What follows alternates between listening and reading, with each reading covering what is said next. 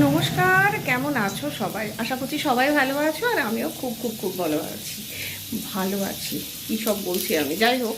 তো গরমে আশা করছি তোমরা সুস্থ আছো এবং সাবধানেই আছো। এই সময় কিন্তু প্রচণ্ড প্রচণ্ড বেশি বেশি করে জল খাওয়াটা আমাদের খুবই প্রয়োজন। মানে যতটা সম্ভব জল ইনটেক করাটা সত্যিই খুব প্রয়োজন। সে এমনি জল খেতে পারো বা ফলের মাধ্যমে খেতে পারো। আমি যেমন সারাদিনই জলের ওপরেই আছি, খাওয়া দাওয়া সব ভুলে গেছি, কারণ একদম কিছু খেতে ইচ্ছে করছে না। কিন্তু যতই হোক আজকে সানডে, তো সানডেটাকে তো সানডের মতো করতে হবে। তো সানডের মতো করতে হবে বলতে, সানডে হলে যেমন ব্রেকফাস্টেও কিছু স্পেশাল করি, ম্যাগি করি বা এটা সেটা করি। আজকে কিন্তু সেটা করছি না। আজকে ব্রেকফাস্টটা খুবই হালকা, কারণ যা দুর্বিষহ গরম, যতটা হালকা খাওয়া যায় ততটাই ভালো। এই যে আলু ভাজা করেছি মুড়ি খাবার জন্য, আর ছেলের জন্য হচ্ছে ছাতুর শরবত, এটা গোলানো হয়নি। আর এদিকে আমি খাবো স্মুদি, এই যে ওটস আর আমন্ড আর খেজুর আর দই দিয়ে আর এই কলা দিয়ে একসঙ্গে মিক্সিতে স্মুদি বানিয়ে নেব। তো ওটা এখনও হয়নি, কারণ ওটা হতে সময় লাগবে না, ওটা করব। আর আজকে খাওয়া দাওয়াটা নিচে হবে, কারণ এত উপরে গরম যে থাকাই যাচ্ছে না। তো চিকেন বানাবো, এই যে খুব সামান্যই চিকেন, এই যে এইটা করব চিকেনটা। তো অলরেডি আমি আলু দিয়ে দিয়েছি ভাজতে, কারণ আলুটা ভাজা হয়ে গেলে ঝাপ চিকেনটা রান্না করে নেবো। আর আর একটা কিছু রান্না করব, খুব হালকার মধ্যেই কিছু রান্না করব, যেটা দেখি সবাই যেটা খাবে সেই মতো। কারণ এমন একটা রান্না করতে হবে যেটা সবাই খাবে, কারণ চিকেনটা মামুনি খাবে না, মামুনির জন্য ডিম হবে। ডিমটা মামুনি বললে আমি করে নেব। তো তুই শুধু চিকেনটাই কর। তো চিকেনটাই আপাতত করছি। এদিকে এক বালতি জিনিস ভেজানো আছে, এই যে এই বালতিটার মধ্যে আরও কিছু জিনিস ভেজাতে হবে। তো জল আছে, এখনও দেওয়া হয়নি, সেটা দেবো। যে জামা কাপড়গুলোকে আগে কাচবো, কারণ জামা কাপড়গুলো কেচে তারপর আমি যাবো স্নানে।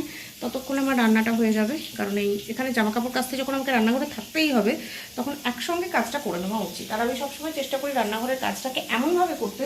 এখন দেখো রান্নাঘর পুরো স্ম্যাসি হয়ে আছে, এই দেখো রান্নাঘর চারপাশের এই পরিস্থিতি, কিন্তু আমার এই কাজটা হতে হতে কিন্তু আমার সব কাজ কমপ্লিট হয়ে যাবে।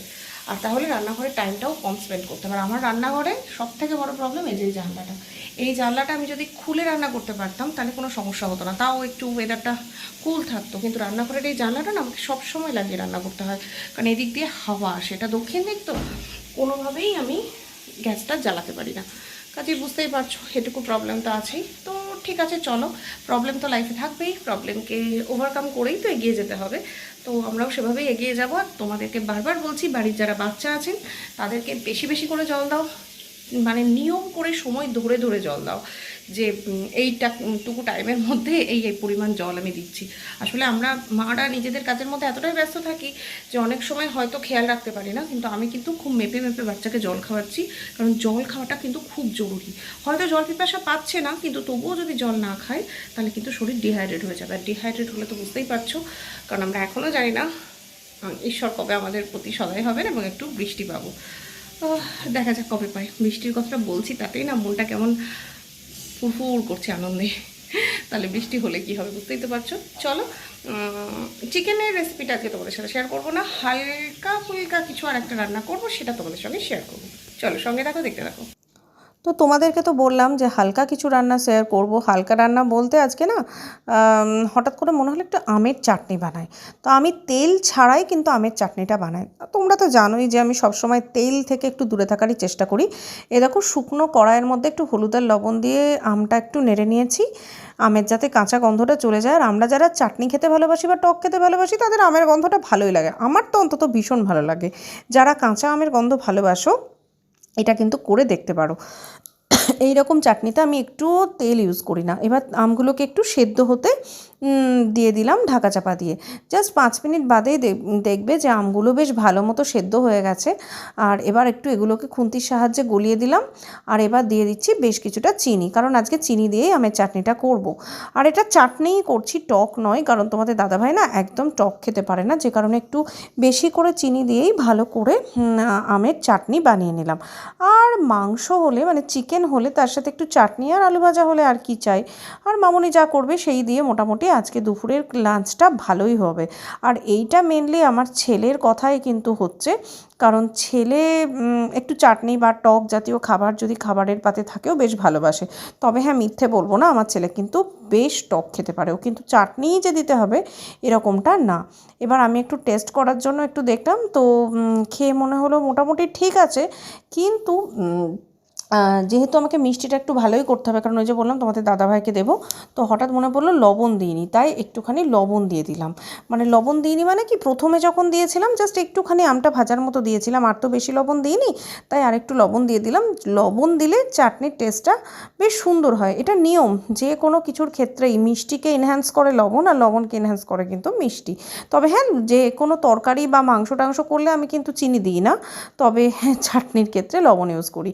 আর খুবই ঘন হয়ে গেছিলো, যে কারণে একটু জল দিয়ে পাতলা করে নিলাম, কারণ এই চাটনিটা থেকে যাবে, আর থেকে গেলে যেটা প্রবলেম হবে এটা কিন্তু জমে যাবে।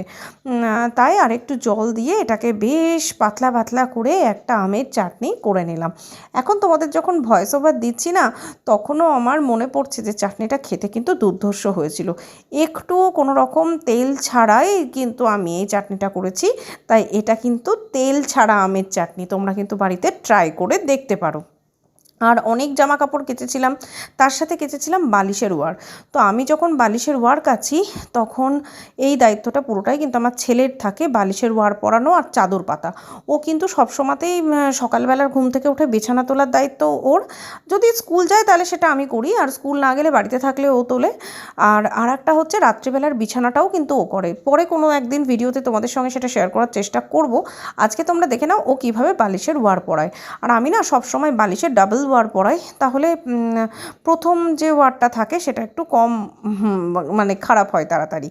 আর ও বেশ সুন্দর, এটা কিন্তু এখন করে তা কিন্তু না, ও একদম ছোটোর থেকেই এই কাজটার সাথে অভ্যস্ত। তবে হ্যাঁ, ওর একটা প্রবলেম আছে, ও কিন্তু বালিশের ওয়ারের যে গিঁটটা বাঁধতে হয় ওটা কিন্তু ও বাঁধতে পারে না। ওই জন্য দেখতেই পাচ্ছ তোমরা যে ওয়ারগুলো পরিয়ে পরিয়ে ও রেখে দিচ্ছে, আমি গিঁটগুলো বেঁধে দিলে তারপর ও খাটের বক্সের মধ্যে সব কিন্তু ঢুকিয়ে দেবে।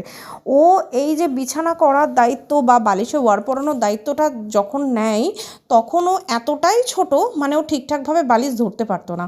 ও খালি আমার সঙ্গে সঙ্গে বলতো মা আমি করবো আমি করবো, দিয়ে তখন আর বাচ্চাকে সবসময় একটু বড়দের কাজ দিলে না বাচ্চারা একটু আনন্দও পায়। তো তখন তো করোনা ছিল, লকডাউন ছিল, তখন স্কুলও ছিল না, আমি কিন্তু ওকে দিতাম। মানে ও মোটামুটি মানে যবে থেকে ও কথা বলতে শেখেনি, তখনও ওকে আমি বলতাম এই তরকারিটা এনে দাও, এই জলটা এনে দাও, এই বোতলটা এনে দাও, এই রকম টুকটাক কাজ ওকে কিন্তু দিতাম। ও তাতে কিন্তু ভীষণ রকম ইন্টারেস্ট পেত। তো এই যে দেখতেই পাচ্ছ বালিশের ওয়ার পরিয়ে নিচ্ছে, আমি আপাতত বিছানা টিছানা করে তারপরে শোয়ার ব্যবস্থা করব। তো আজকের ব্লগটা এই অবধি রাখছি। ব্লগে কিছু যদি ভালো লেগে থাকে প্লিজ একটা লাইক করে দেওয়ার, কমেন্ট সেকশনে জানিও কী ভালো লাগলো।